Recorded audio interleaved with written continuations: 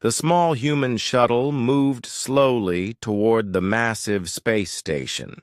Ambassador Li Kang sat in the passenger seat, watching the giant structure grow larger through the small window. The station, called Harmony Point, was bigger than most human cities. It had been built by the aliens as a place for different species to meet and talk. Today, it would be the place where humanity learned its fate. Park Sue sat next to Li Kang, her hands shaking slightly as she held her data pad. She was young for a diplomatic aide, only 28 years old. Her black hair was pulled back, in a simple style, and she wore the dark blue uniform of the Human Diplomatic Corps. She had never been to an alien station before, and the size of it made her feel very small. "Are you nervous?" Li Kang asked her in a quiet voice. Park Sue nodded. "Yes, sir. The reports say there are over 50 alien ships around the station. Warships, big ones." Li Kang was a man in his 50s, with gray hair and calm eyes. He had been a diplomat for over 20 years, but this was the most important meeting of his life, maybe the most important meeting in human history. He wore the same blue uniform as Park Sue, with small silver pins that showed his rank. "Let them have their big ships," Li Kang said. "We are here to talk, not fight." Their shuttle pilot was Captain Bei Young, a military officer who had volunteered to fly the diplomatic mission. He was a thin man with short black hair and quick movements. His hands moved over the controls with practiced skill as he guided the shuttle toward the docking bay. "Sir," Captain Bei said over his shoulder, "I'm getting clearance to dock at Bay 7. That's in the lower section of the station." "The lower section?" Park Sue asked. "Why not the main diplomatic area?" Li Kang smiled, but it was not a happy smile. "They want to show us our place. The important aliens get the good docking bays. We get the cargo area." The shuttle moved into a large metal chamber and landed with a soft bump. Through the windows, they could see alien workers moving around. Most of them were tall and thin with blue skin. These were Valaxians, one of the most powerful species in the galaxy. They barely looked at the human shuttle as it landed. Li Kang stood up and straightened his uniform. "Remember, we are here to listen and learn. Be polite to everyone. Smile when they insult us, and never let them see that we are afraid." "Are we afraid?" Park Sue asked. "Of course we are," Li Kang said, "but they don't need to know that." The three humans walked down the shuttle ramp and onto the station. The air smelled different here, with a sharp chemical scent that made Park Sue want to cough. The gravity was slightly lighter than Earth gravity, which made each step feel strange. A Valaxian officer walked over to them. He was very tall, maybe 7 feet, with long arms and a narrow face. His blue skin had darker blue patterns on it, and his eyes were large and completely black. He wore a military uniform with many decorations. "I am Commander Yoon Jae of the Valaxian Third Fleet," the alien said. His voice was high and musical, but there was no warmth in it. "You are the human delegation?" "Yes," Li Kang said with a small bow. "I am Ambassador Li Kang. This is my aide Park Sue and our pilot, Captain Bei Young. We thank you for allowing us to come to this station. Commander Yoon Jae looked at them for a long moment. Then he made a sound that might have been laughter. So small, he said. So very small. I had heard humans were tiny, but seeing it is different. Park Soo felt her face turn red, but Lee Kang's expression did not change. We are honored to be here, he said. Follow me, Commander Yoon Jae said. The council is waiting. They walked through long corridors filled with aliens. Park Soo had studied different alien species in school, but seeing them in person was overwhelming. There were the tall blue Valaxians, the thick gray Draknari with their heavy armor, and the snake-like Keth with their green scales and cold eyes. All of them stopped to stare at the humans as they passed. Look at them, one Draknari soldier said to another. They're even smaller than the reports said. How did such weak creatures ever leave their home planet? Another alien asked. Park Soo heard the comments and felt her anger growing, but Lee Kang walked calmly ahead as if he heard nothing. Captain Bae Young stayed close behind them, his hand resting near his sidearm, though everyone knew it would be useless against so many aliens. They entered a large room with a high ceiling. The walls were covered with screens showing star maps and fleet positions.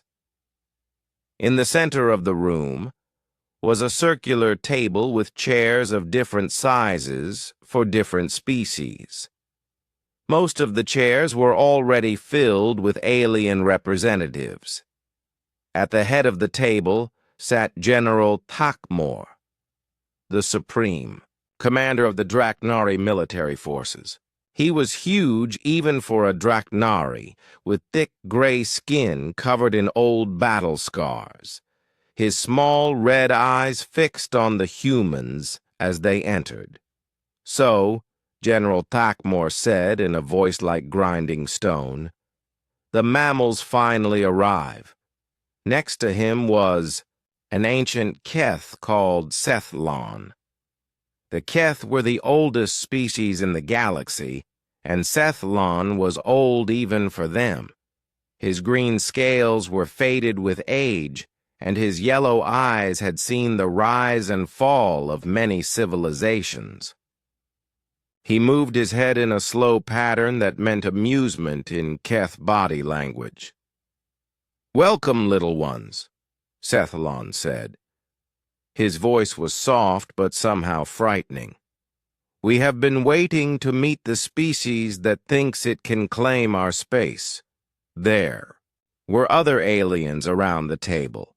Valaxian admirals, Draknari generals, Keth elders, and representatives from smaller species. All of them looked at the three humans with expressions ranging from curiosity to contempt.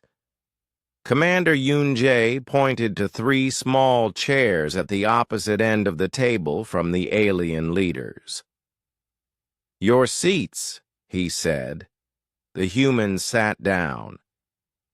The chairs were too small even for them, clearly meant for a smaller species. It was another insult, another way to make them feel unimportant. General Thakmor stood up. His massive form cast a shadow over the table. We are here today to discuss the human problem, he said. Your species has been expanding into space. That belongs to us. You have built colonies on worlds that are not yours. You have claimed systems that have been ours for thousands of years.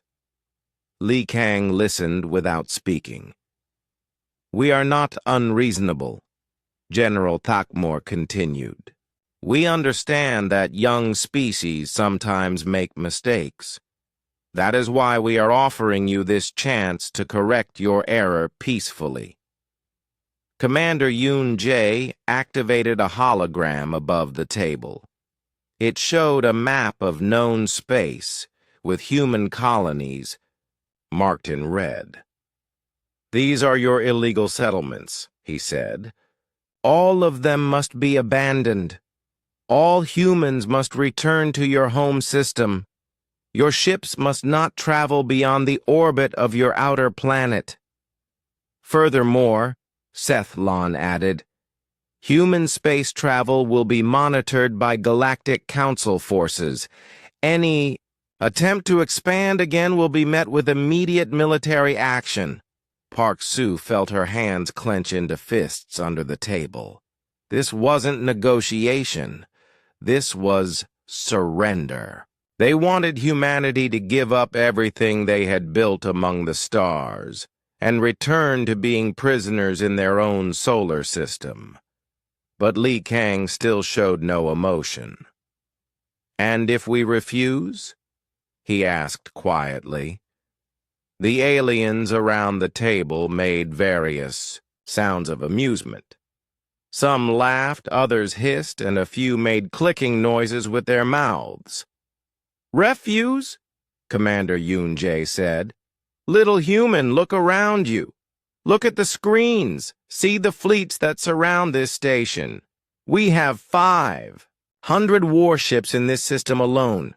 Our scouts report that your entire military has fewer than 50 combat vessels. Ancient and weak vessels," General Thakmor added. "We have seen your technology. Your weapons are toys. Your armor is paper. Your ships are so slow they might as well be standing still." Sethlon leaned forward, his yellow eyes glowing. "We have been watching your species for decades. We know how many ships you have, where they are located, and how weak they are. You cannot fight us. You cannot hide from us. You can only obey us." Li Kang was quiet for a long moment. Around the table, the aliens waited for his response. Some of them looked bored, as if the outcome was so obvious that this meeting was just a formality. Finally, Li Kang spoke. "This is a very serious proposal. Humanity will need time to consider all aspects of your offer." The aliens burst into laughter again. The sound filled the room and echoed off the walls. "Time," Commander Yoon-jae said between laughs. "You want time? Very well. We are generous. We will give you 72 standard hours to make your decision. 72 hours to prepare for the end of human expansion," General Thakmor said, "with satisfaction." "Use the time wisely," Sethlon added. "Say farewell to your dreams of the stars." Li Kang stood up, and Park Sue and Captain Bae Young followed his example. "Thank you for your generosity," Li Kang said with another small bow.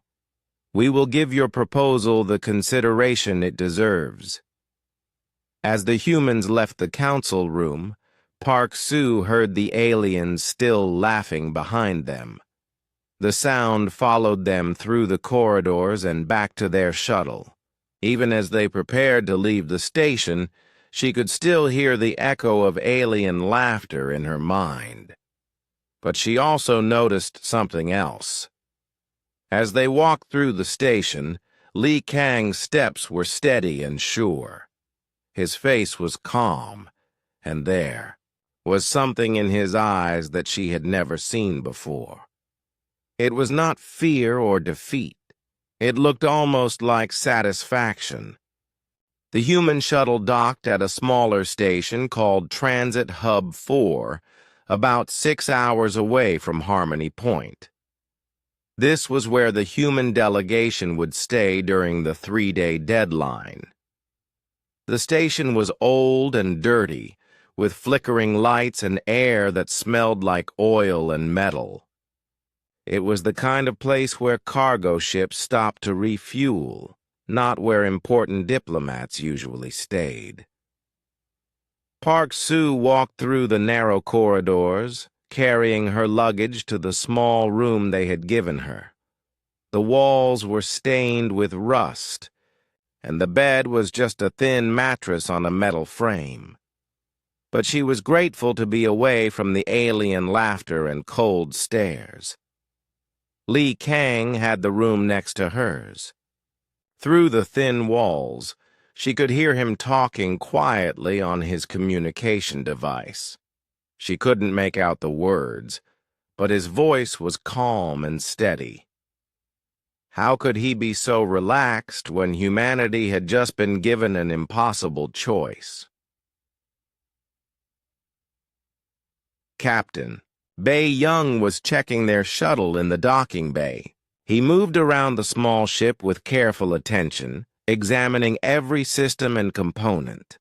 Several alien workers watched him with curious eyes. Most of them were from species that served the major powers, doing maintenance and cargo work throughout the galaxy. "Is that really a human military ship?" one of the workers asked. He was a short creature with orange fur and large eyes. Captain Bai looked up from the engine he was examining. "This is the Soul's Pride," he said with what looked like embarrassment. "She's our best escort destroyer." The alien workers gathered around to look. The Soul's Pride was not impressive compared to alien warships. It was small and angular, with visible repair patches on its hull. The weapon systems looked basic, and the engine housing showed signs of heavy use. "It's so small," another worker said. This one had blue skin like a Valaxian, but was much shorter and stockier. "My cargo hauler is bigger than this," Captain Bai nodded sadly. "We had to build small ships. We don't have the resources for anything bigger. We're still learning how to travel between stars." A tall alien with gray skin leaned closer to examine the weapon ports. "These plasma cannons look very old. Are they working?" "Most of the time," Captain Bai said. "We've been having problems with the power coupling. Sometimes the weapons shut." "Down during battle practice?" The aliens exchanged glances. This was exactly what their military leaders had told them. Human technology was primitive and unreliable. Human ships were small and weak. How had such a backward species ever thought they could compete with the great galactic powers? Meanwhile, Park Sue had found the station's small dining area. It was a cramped room with a few tables and a food dispenser that provided basic meals. She sat alone, picking at something that was supposed to be vegetables but tasted like plastic. An alien approached her table. He was a Valaxian but not military. His clothing marked him as a civilian merchant or trader. He was shorter than the warriors she had seen, with lighter blue skin and friendly black eyes. "Excuse me," the alien said. "You are human, yes? I am Colvin. I trade goods between different worlds." Park Sue looked up nervously. "Yes, I'm human. I'm Park Sue." "May I sit?" Colvin asked. "I have never met a human before. I am curious about your people." Park Sue nodded, and the alien sat down across from her. He seemed genuinely interested, not hostile like the military aliens. "I have heard much about humans recently," Colvin said. "The news reports say your species is causing trouble in the outer systems." Park Sue sighed. "We're just trying to find new homes. Earth is getting crowded, and we need more space for our people." "But surely you knew those systems belong to others." "We thought they were empty," Park Sue said. and she let some real frustration creep into her voice. Our scouts found planets with no intelligent life, no cities, no signs of civilization. We didn't know anyone claimed them. Colvin made a soft humming sound. The galaxy is old, young human. Many worlds have been claimed for thousands of years, even if no one lives there currently. These claims are recorded in the Great Archive. We didn't know about the Great Archive, Park Sue said. We're new to all this. We've only been traveling to other stars for about 50 years. 50 years. Colvin looked surprised. That is very short time. Most species take centuries to develop proper star travel. Park Sue nodded. We had to learn fast. Our planet is dying. Pollution, overcrowding, resource depletion. If we don't find new worlds soon, our people will suffer greatly. She let tears form in her eyes as she spoke. It wasn't entirely an act. Earth did have environmental problems, though not as severe as she was making them sound. How many worlds have you colonized? Colvin asked. 12 so far, Park Sue said. Small colonies, mostly. A few thousand people on each world. We're trying to be careful, to take only what we need. Colvin was quiet for a moment. 12 worlds. The Council reports say you have claimed over 30 systems. Park Sue looked confused. 30? No, that's not right. We've only built colonies on 12 worlds. Maybe the Council is counting our survey missions? We've sent scout ships to explore other systems, but we haven't built settlements there. Survey missions? Yes, small ships with just a few crew members. They map the systems and look for suitable planets, but they don't stay. They just gather information and come home. Colvin nodded slowly. I see. Perhaps there has been a misunderstanding. The Council may have interpreted your scout ships as claiming territory. That would explain a lot, Park Sue said. We were so confused when they said we had illegal settlements in places we've never even landed. As they talked, Park Sue carefully guided the conversation toward human military capabilities. She made it sound like their fleet was scattered and desperate, trying to protect too many colonies with too few ships. Our military leaders are very worried, she said. We only have about 40 combat ships, and most of them are old. The Soul's Pride that brought us here is actually one of our better vessels. Colvin looked toward the docking bay where Captain Bay was still working on the shuttle. That small ship is one of your best? It's embarrassing, Park Sue said. The aliens at the council meeting were right. Our technology is far behind yours. Our weapons are weak, our shields barely work, and our ships break down constantly.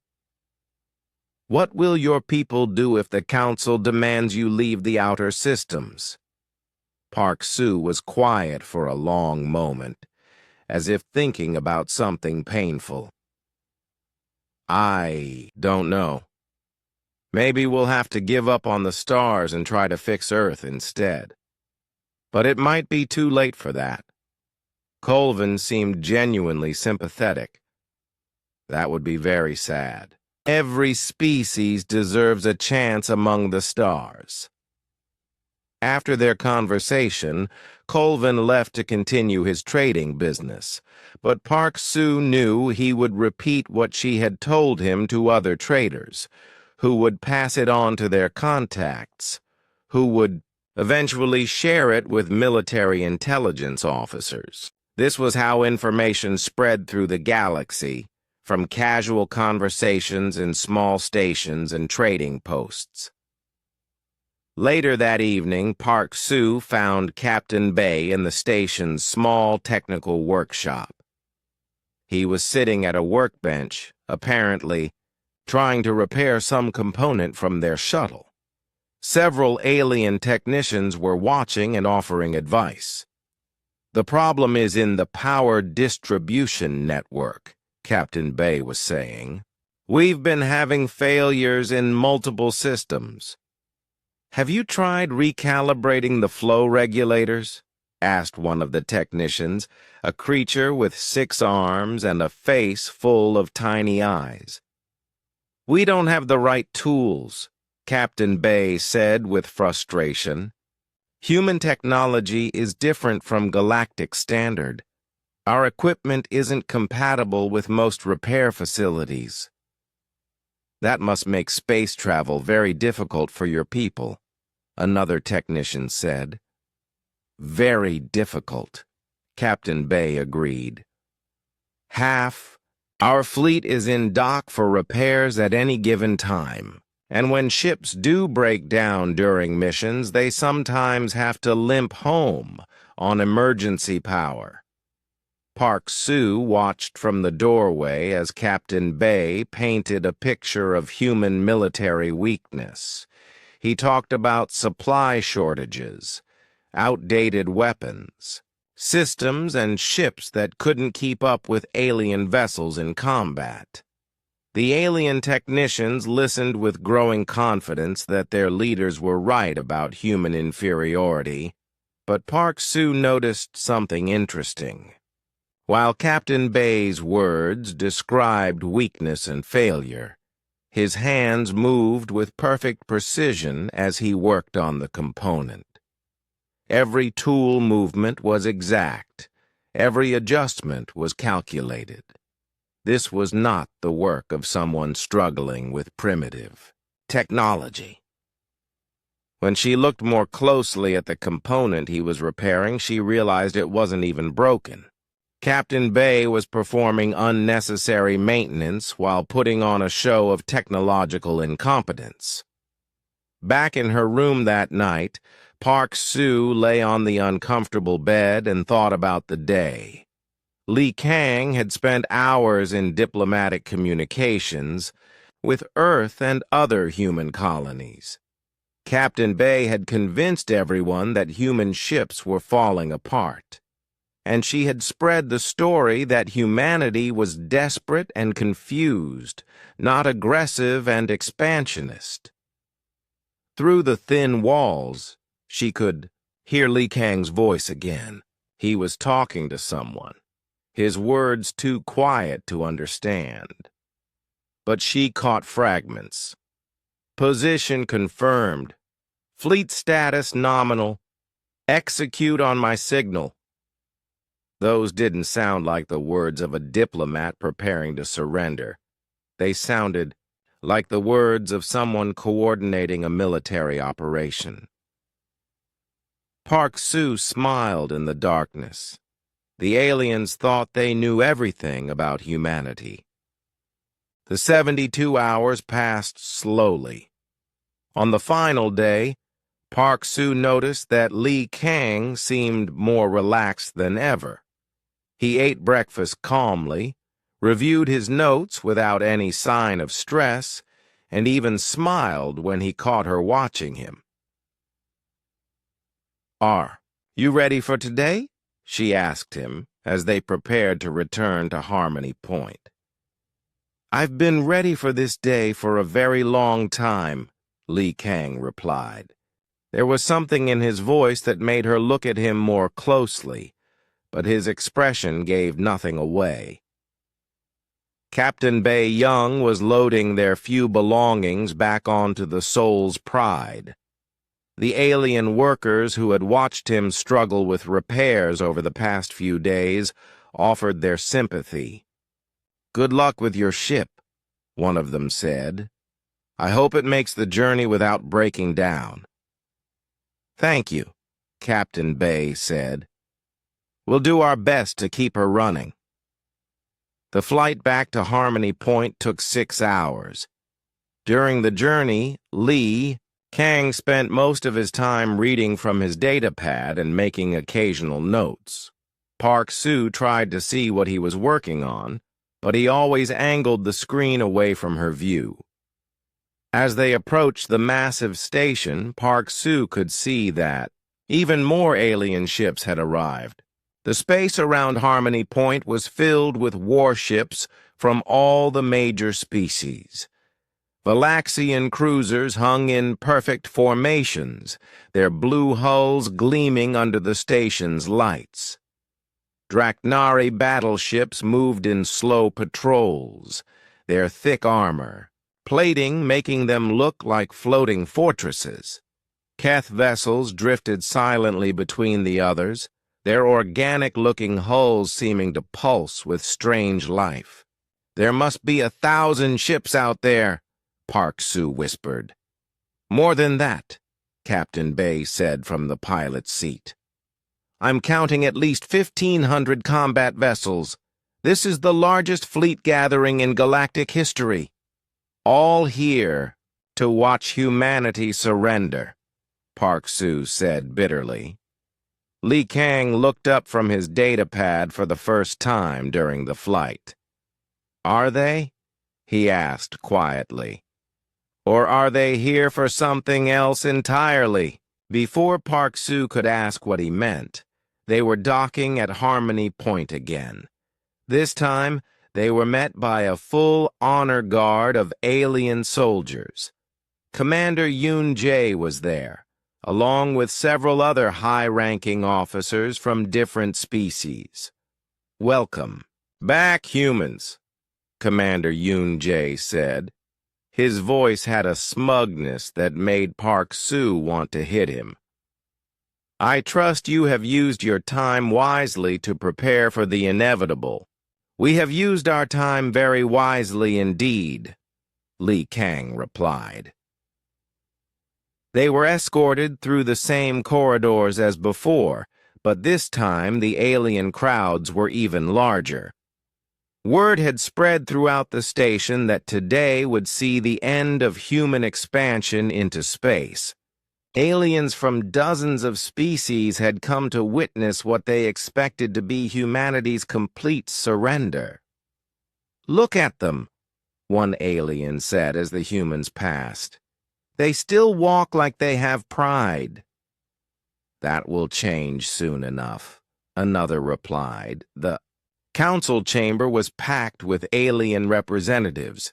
Every major species was present, along with observers from smaller civilizations.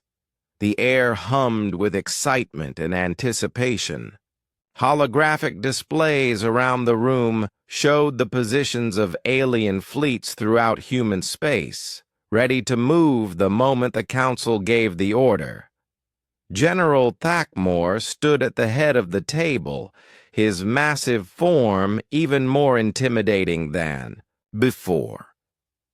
His red eyes gleamed with satisfaction as he watched the three humans take their seats at the far end of the table.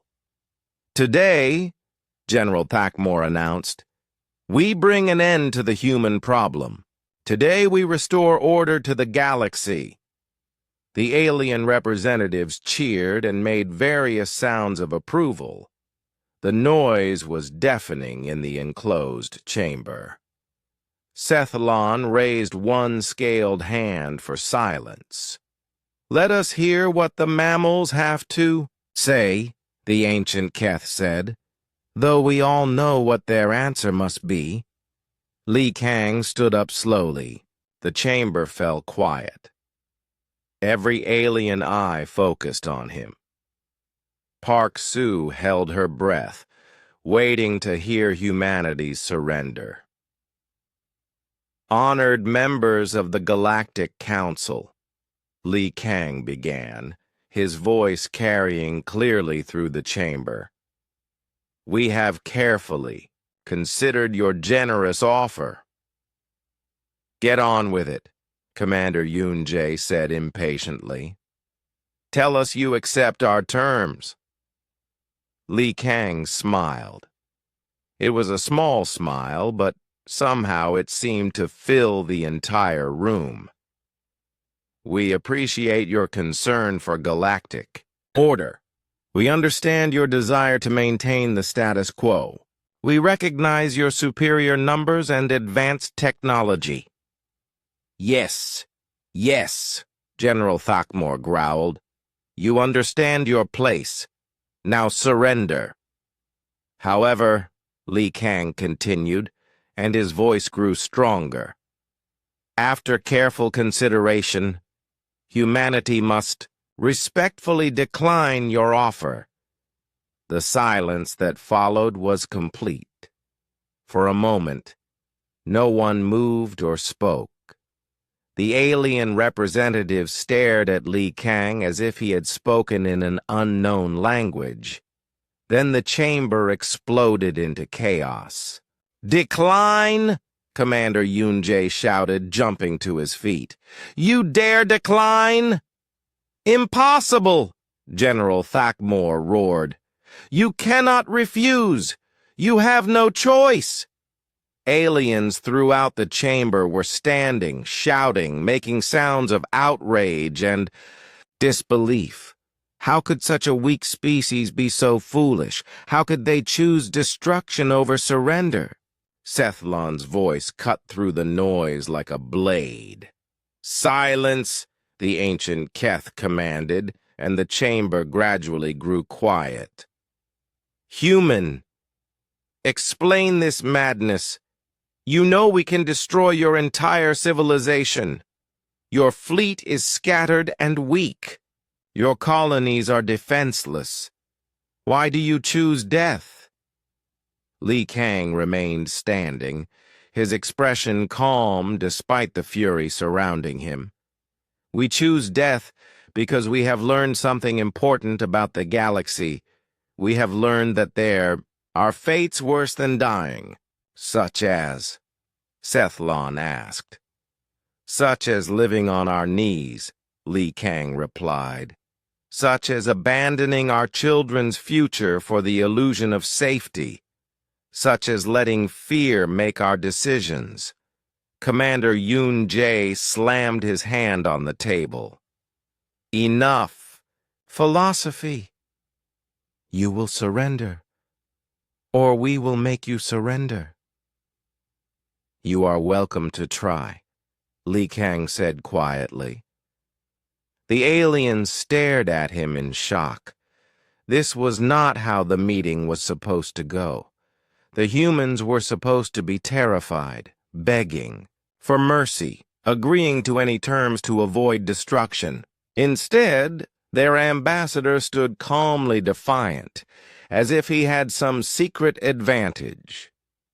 General Thakmor activated the holographic displays around the chamber. They showed the positions of alien fleets throughout the galaxy.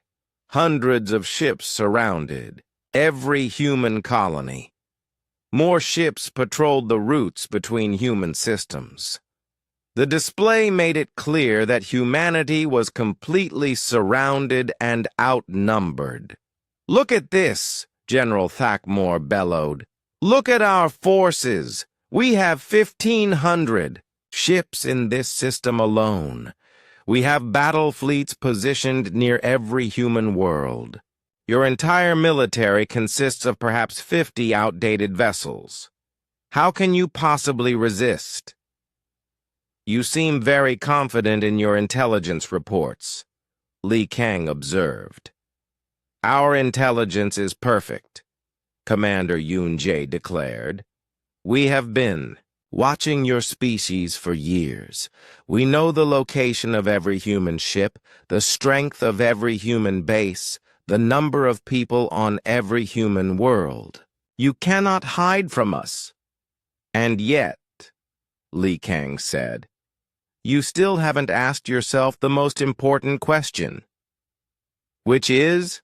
Sethlon demanded. "If humanity is so weak and pathetic, if our technology is so primitive, if our fleet is so small and scattered." Li Kang paused. his smile growing slightly wider.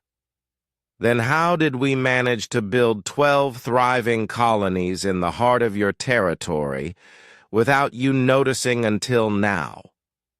The chamber fell silent again. This time, the silence had a different quality. It wasn't the silence of shock or outrage. It was the silence of beings who had just realized they might have made a terrible mistake. Commander Yoon Jae was the first to recover. "Luck," he said, but his voice was less certain than before. "You found empty systems and got lucky." 12 times? Li Kang asked. "We got lucky 12 times in a row? We accidentally found 12 systems that your vast intelligence network had somehow missed? We accidentally built colonies that your patrol fleet somehow never detected?" General Thakmore's red eyes narrowed. "What are you saying?" "I'm saying that perhaps your intelligence isn't as perfect as you think it is," Li Kang replied. "I'm saying that perhaps humanity isn't as weak as you believe. And I'm saying that perhaps you should have asked more questions before gathering. 1,500 ships in one location." Park Soo felt her heart racing. What was Li Kang doing? Was he bluffing, or did humanity actually have some hidden strength? Around the chamber, she could see doubt beginning to creep into alien expressions. Sethalon leaned forward, his yellow eyes fixed on Li Kang. "You speak as if you have some advantage we don't know about." "Do I?" Li Kang asked. "Or am I just a desperate ambassador trying to buy time for his doomed species?" "Enough games!" General Thakmore roared. "Guards, arrest these humans! We will proceed with the invasion immediately!" Alien soldiers moved toward the human delegation, but Li Kang held up one hand. "Wait," he said. "Before you do something you might regret, perhaps you should check your sensor readings." "What?" Commander Yoon Jae demanded. "Your sensors," Li Kang repeated.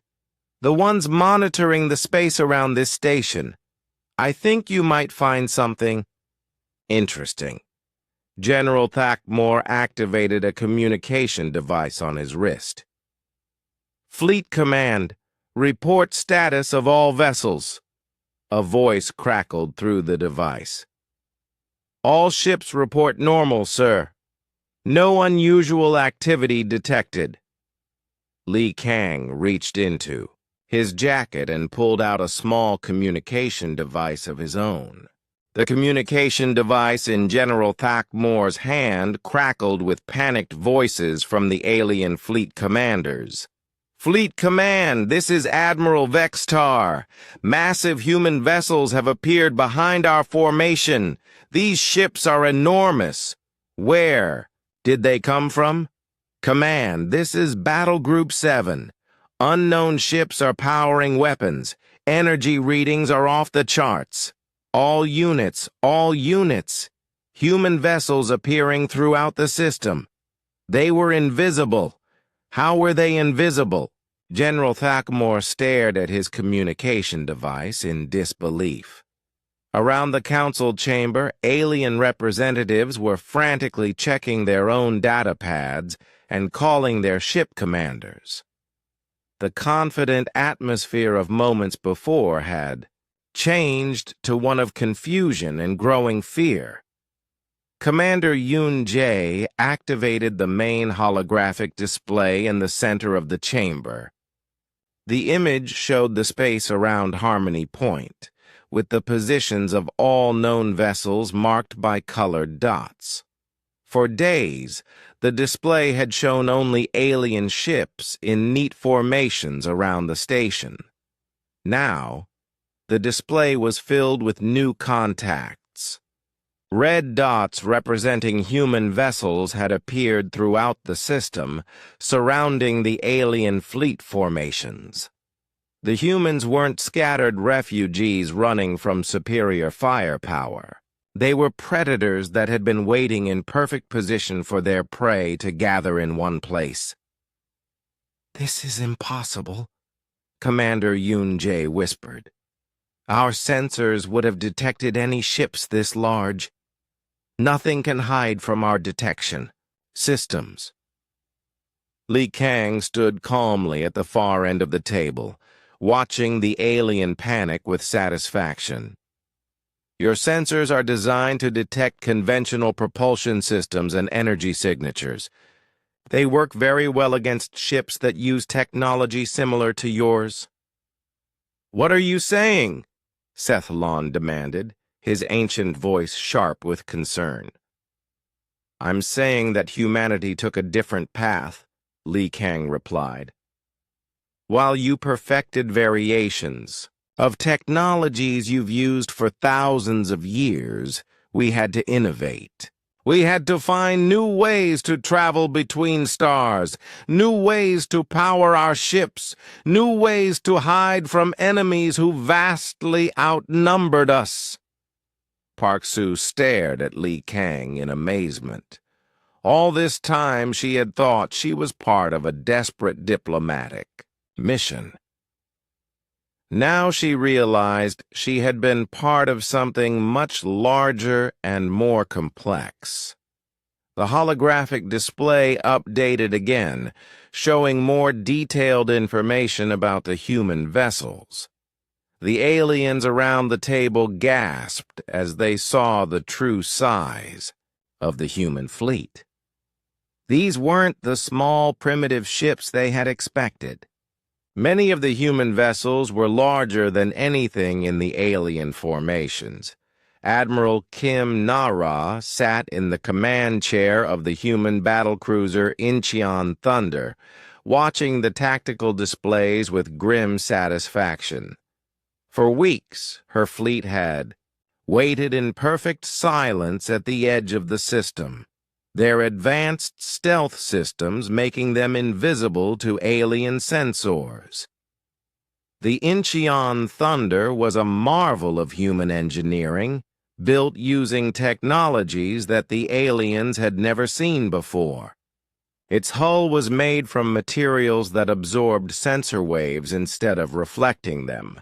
Its engines used a revolutionary propulsion system that produced almost no detectable energy signature. Its weapons were charged by power systems that the alien scientists wouldn't understand for decades. "Admiral," her tactical officer reported, "all ships report ready status. Ghost Fleet is in position around the alien formations. They still don't know our exact numbers." Admiral Kim Na-ra nodded. She was a woman in her 40s with short black hair and calm eyes that missed nothing. She had been planning this operation for over a year, working with intelligence officers and engineers to create the perfect trap. "Signal all ships," she ordered. "Weapons hot, but do not fire unless fired upon. We want them to understand their situation before anyone dies." Throughout, the human fleet weapon systems came online. Plasma cannons that could punch through the heaviest alien armor charged with deadly energy. Missile launchers loaded with warheads that could crack a battleship in half. Energy shields that could deflect the most powerful alien weapons flickered to life around human hulls. Captain Oh-min commanded the destroyer Daegu Strike, one of the smaller vessels in the human fleet. His ship had been hiding near an asteroid field, powered down and undetectable for over a month. Now, as his weapon systems activated, he felt a fierce joy at finally revealing humanity's true strength. "Sir," his weapons officer reported, "we have target lock on 3 Valaxian cruisers. They're sitting ducks." Hold position, Captain O-Min ordered. Wait for Admiral Kim Nara's signal. Back in the council chamber on Harmony Point, the alien representatives were trying to understand how their perfect intelligence had been so completely wrong. Commander Yoon-jae was shouting orders into his communication device, demanding reports from his fleet commanders. "How many ships?"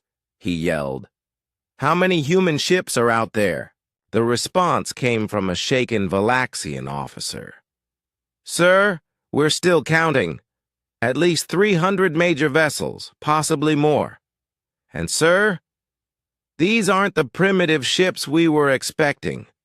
Some of these vessels are larger than our battleships." 300 ships? General Thakmore roared. "Impossible!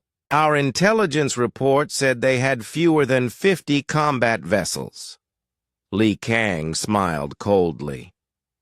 "Your intelligence reports were correct. We do have fewer than 50 combat vessels using the old technology you were able to detect. What you missed were the 400 ships we built using systems your sensors can't see." Sethlon's yellow eyes were wide with shock and something that might have been fear. 400 ships? How could you build so many vessels without us knowing?" "The same way we built 12 colonies without you knowing," Li Kang replied. "The same way we mapped your patrol routes without you knowing. The same way we learned your communication codes without you knowing. You see, while you were laughing at human weakness, we were learning everything about you." Park Soo finally understood what had been happening during their diplomatic mission. While she and Captain Bay had been playing their parts, spreading stories of human technological backwardness, the real human fleet had been moving into position. Every conversation with alien traders, every display of primitive equipment, every admission of weakness had been carefully calculated to reinforce what the aliens wanted to believe. The aliens had been so convinced of their own superiority that they had stopped looking for evidence that contradicted their assumptions. They had seen small human ships and assumed all human ships were small.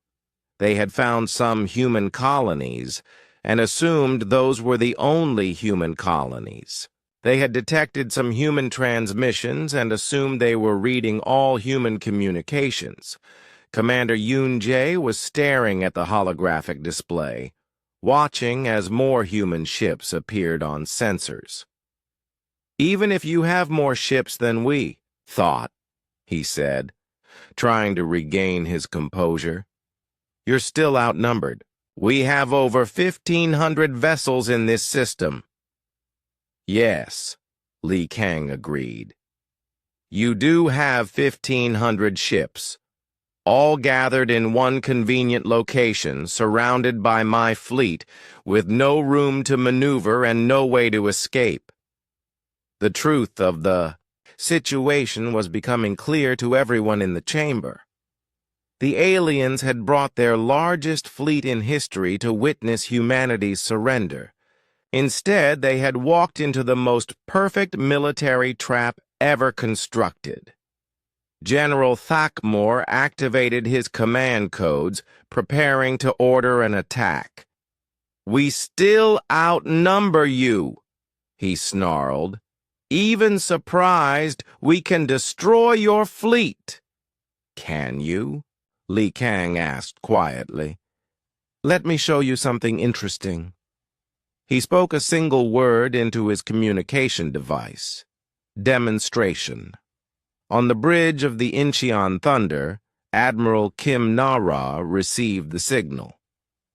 "You heard the ambassador?"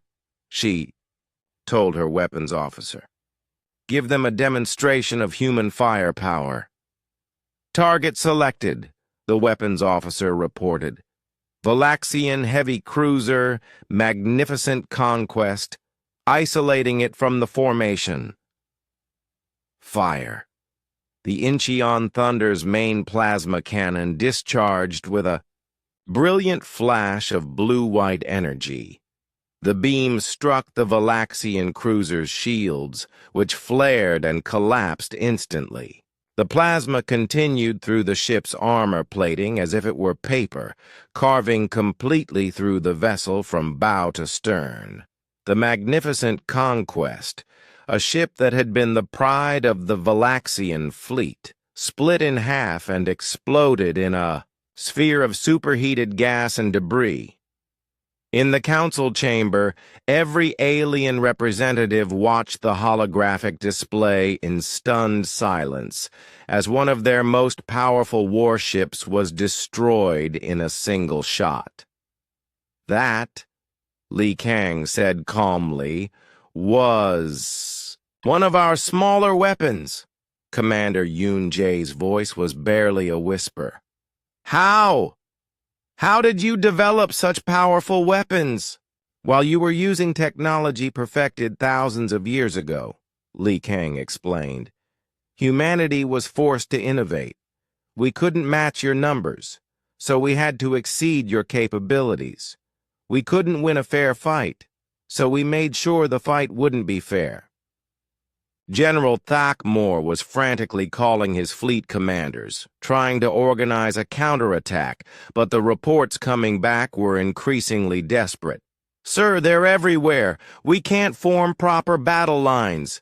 General, 3 of our battleships just lost main power, some kind of energy weapon we've never seen before. Command, this is Battle Group 4. We're surrounded. Request immediate reinforcement. But there were no reinforcements coming.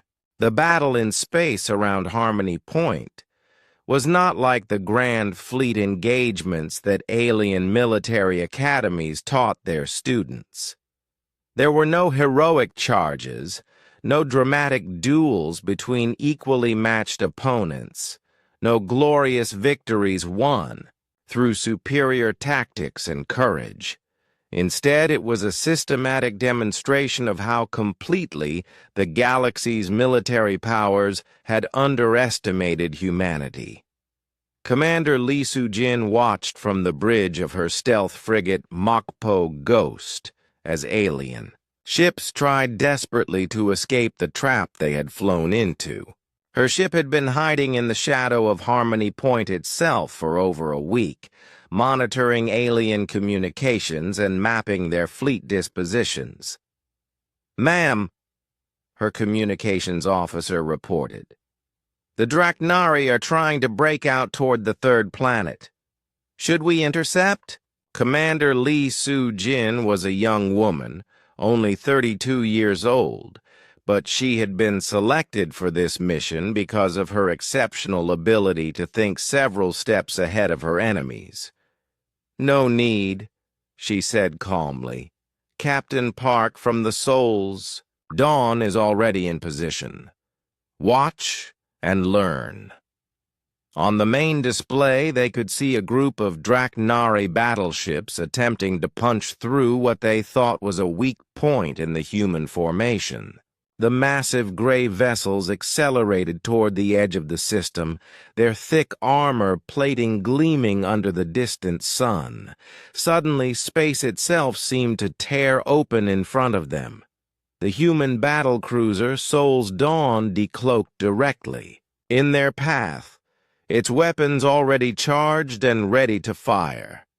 The ship was enormous, nearly twice the size of the largest Draknari vessel, and its hull gleamed with energy shields that made it look like a star.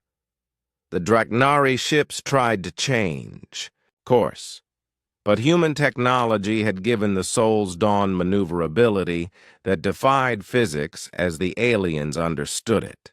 The human ship moved like a fighter craft, despite its massive size, sliding sideways through space to block every escape route.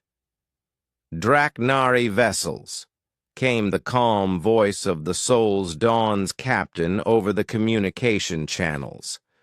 You are surrounded and outgunned. Power down your weapons and prepare to be boarded.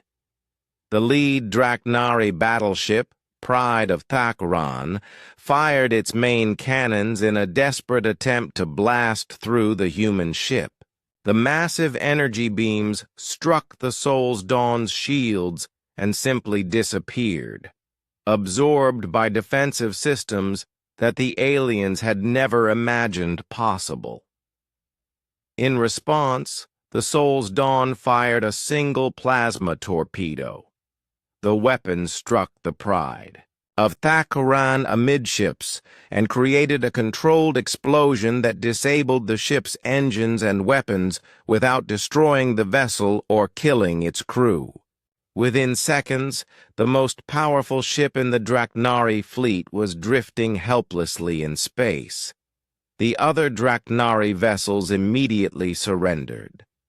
Back in the council chamber on Harmony Point, General Thakmor watched his pride and joy, the Pride of Thakran, go dark on the tactical display. His massive hands were shaking as he realized that his entire military philosophy had been proven wrong in a matter of minutes. "How?" he asked Li Kang, his voice barely audible. "How did you develop such advanced technology so quickly?" Li Kang sat down in his chair, finally looking relaxed for the first time since the diplomatic mission had begun. "General, you made the same mistake that every galactic power has made for the past 1,000 years. You became comfortable with your superiority. You stopped innovating because you didn't think you needed to." Park Sue listened in fascination as Li Kang explained what had really been happening while the galaxy's attention was focused elsewhere.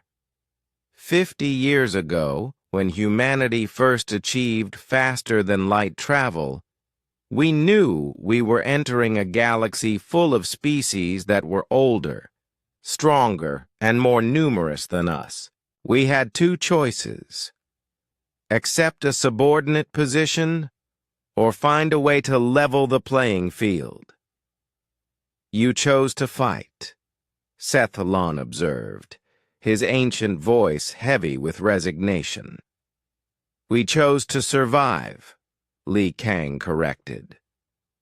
"And survival meant becoming stronger than our potential enemies before they realized we were a threat."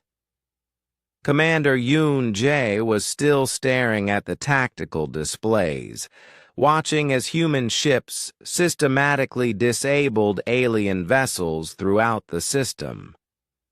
"Your scout ships," he said suddenly. "The ones we detected exploring empty systems. They weren't mapping planets for colonization." "Some of them were," Li Kang admitted.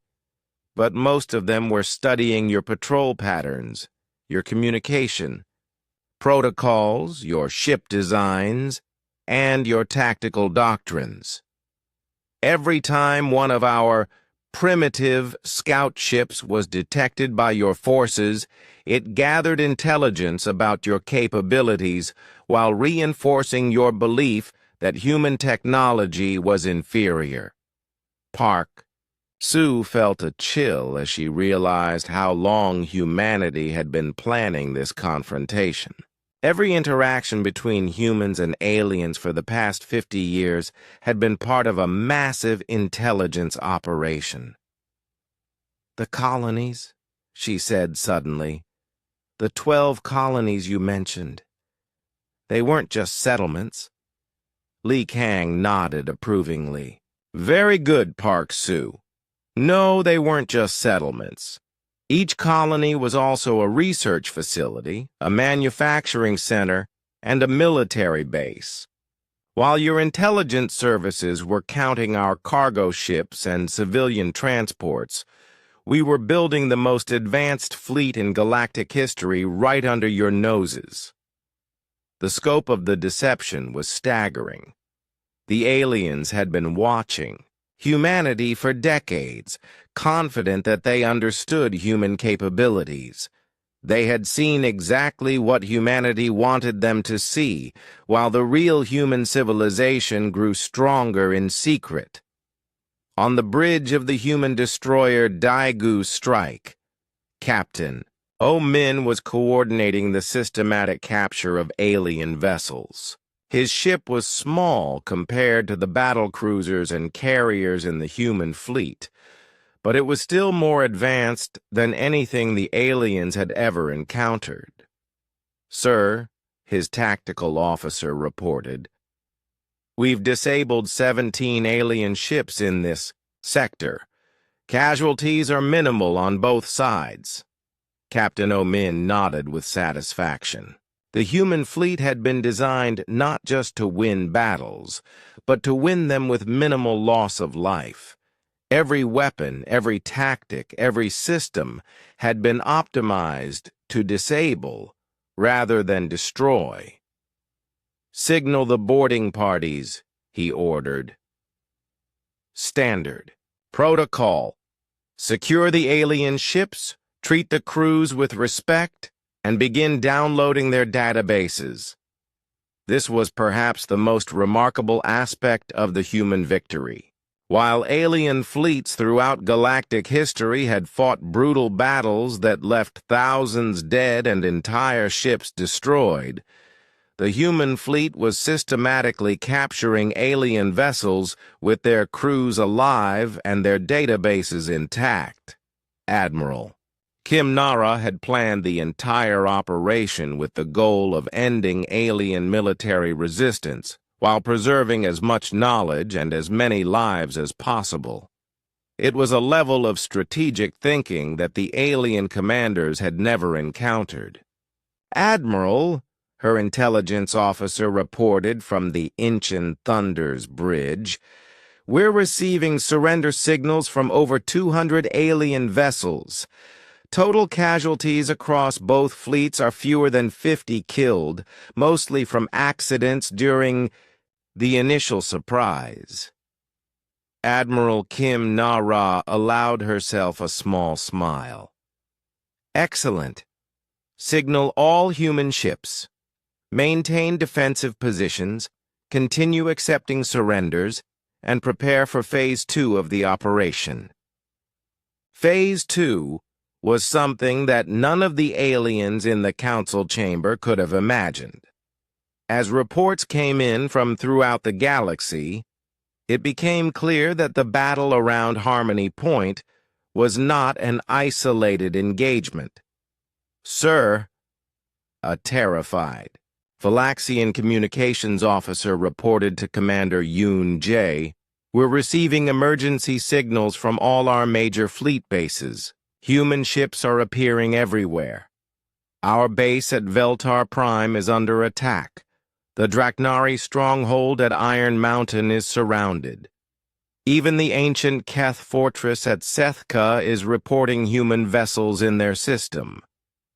The truth was devastating in its simplicity. While the galactic powers had gathered their largest fleet at Harmony Point to witness humanity's surrender, human forces had simultaneously struck at every major military installation in alien space. The colonies that the aliens thought they had been monitoring were not humanity's only bases. They were just the obvious ones, meant to draw attention, while the real human infrastructure was built in secret locations throughout the galaxy. Li Kang stood up again, looking around the table at alien representatives who were just beginning to understand the magnitude of their miscalculation. "For 50 years, he said, humanity has been preparing for this day. We knew that eventually the galactic powers would demand our submission. We knew that diplomacy alone would not be enough to secure our independence. So we prepared for the only alternative. War, General Thakmor said bitterly. Victory, Li Kang corrected. Complete, overwhelming, decisive victory. The kind of victory that would end this conflict permanently and establish humanity's place in the galaxy beyond any doubt. Sethalon leaned back in his chair, his ancient eyes closing briefly as he absorbed the implications. You have destroyed the galactic balance of power in a single day. No, Li Kang said firmly. We have created a new balance of power, one based on mutual respect rather than fear, cooperation rather than domination, and innovation rather than stagnation. Commander Yun-jae made one last desperate attempt to salvage something from the disaster. Even if you defeat our fleets, you cannot occupy our worlds. You cannot control billions of aliens across hundreds of systems. 3 hours after the battle began, it was over.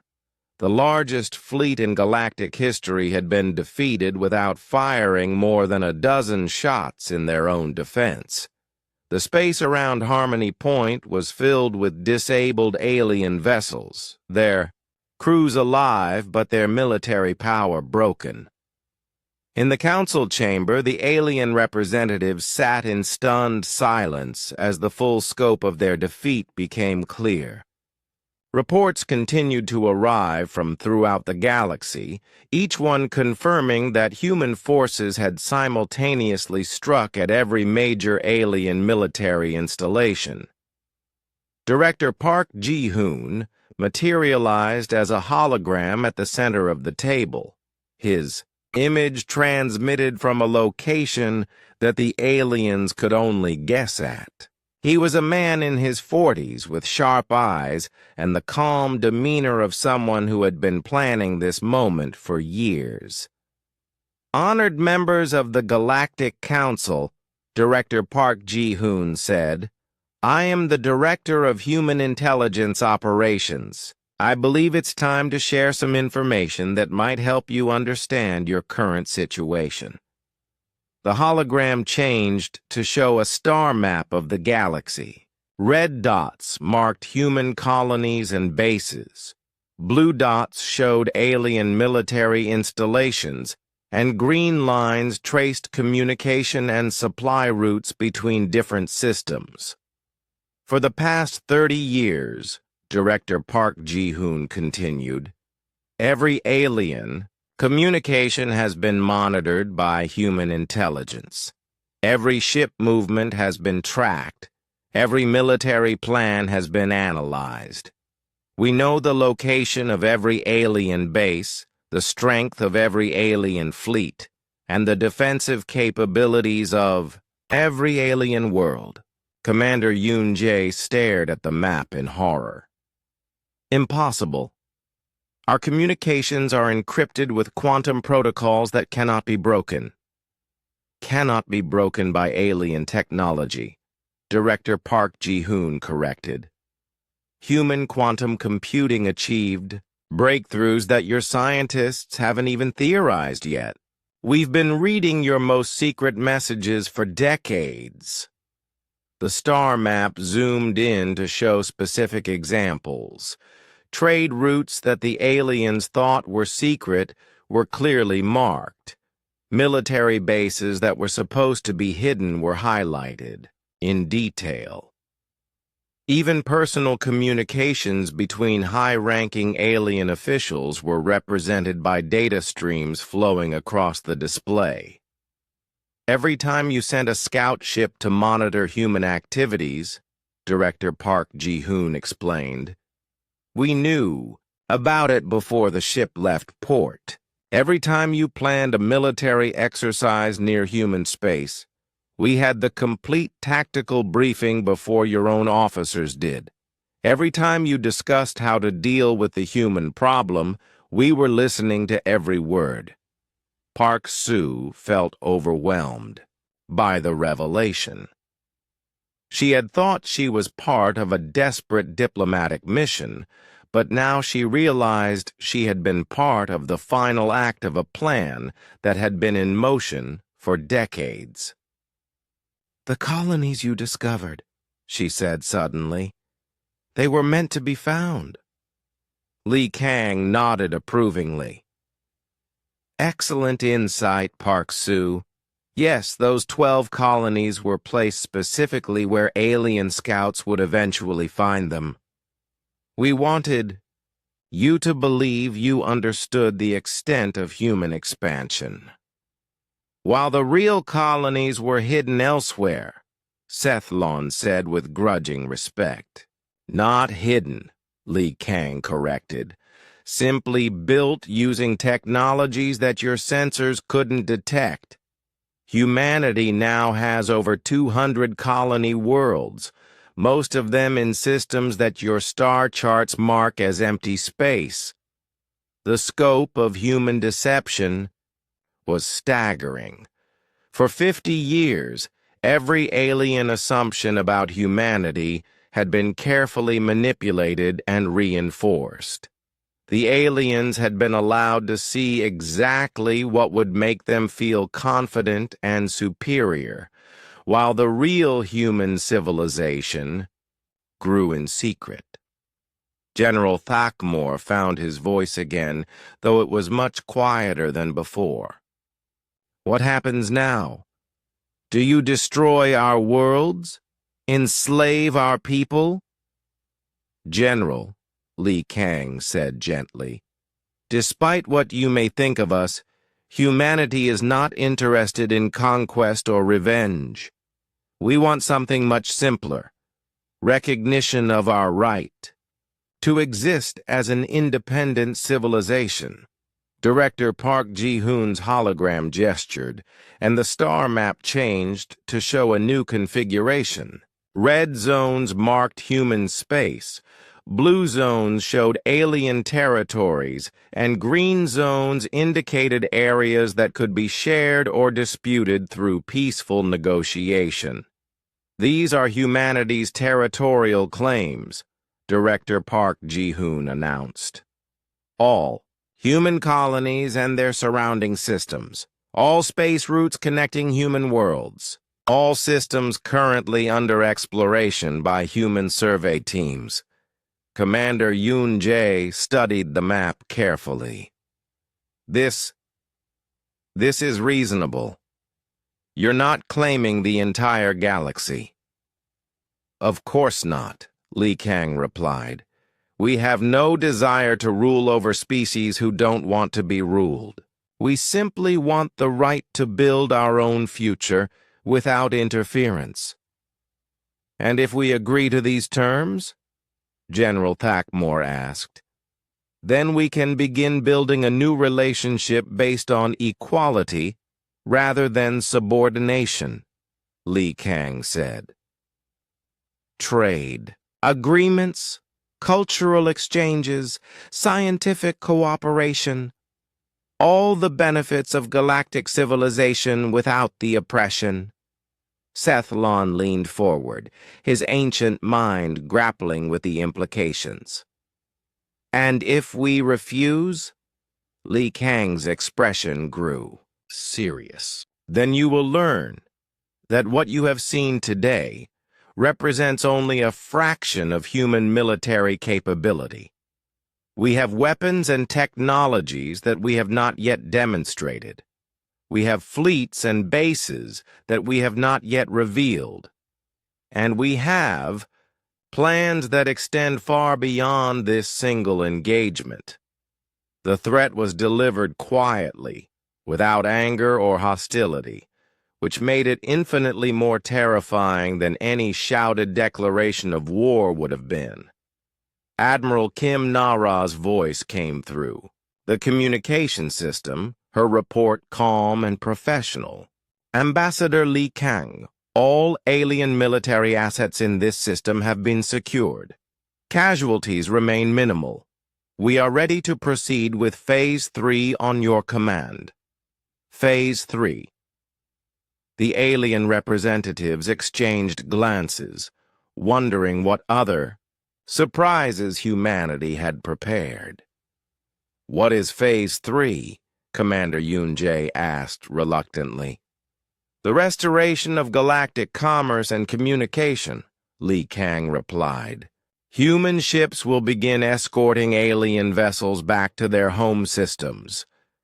Your crews will be released unharmed. Your databases will be returned to you, minus any information that could threaten human security. Normal trade and travel will resume within one standard week. The aliens stared at him in confusion. This was not how galactic conquest was supposed to work. You're letting us go? General Thakmore asked. General, we were never interested in keeping you, Li Kang explained. This entire operation was designed to demonstrate that humanity cannot be forced into submission.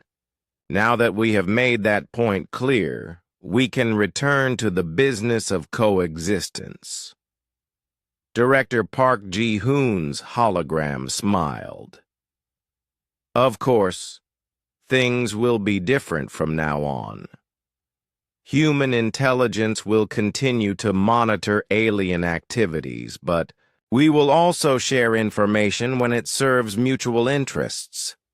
Human ships will patrol human space, but we will also provide assistance to alien vessels in distress. Human technology will remain primarily human, but we will engage in limited technology exchange with species that prove trustworthy. The new galactic order was taking shape before their eyes. Humanity had not conquered the galaxy. They had simply forced it to accept them as equals. There is one more thing, Li Kang said, his voice taking on a more serious tone. This demonstration of human capability must never be repeated. Any species that attempts to threaten human independence or attack human worlds will discover that we have been holding back today. Holding back? Commander Yoon-jae said weakly. The ghost fleet that you encountered today represents our peacekeeping force, Li Kang explained. It was designed to disable enemy ships and minimize casualties. Our war fleet uses different technologies and has different objectives. The implication was clear. What the aliens had experienced today was humanity being gentle. Over the next several hours, the logistics of ending the largest military confrontation in galactic history were handled. With efficient professionalism, human ships escorted groups of alien vessels to safe jump points where they could begin the journey home.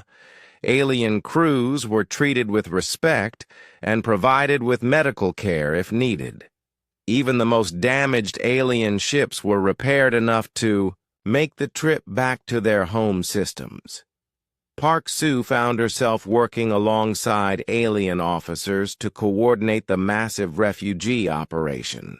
It was strange to be helping the same beings who had been laughing at human weakness just hours before.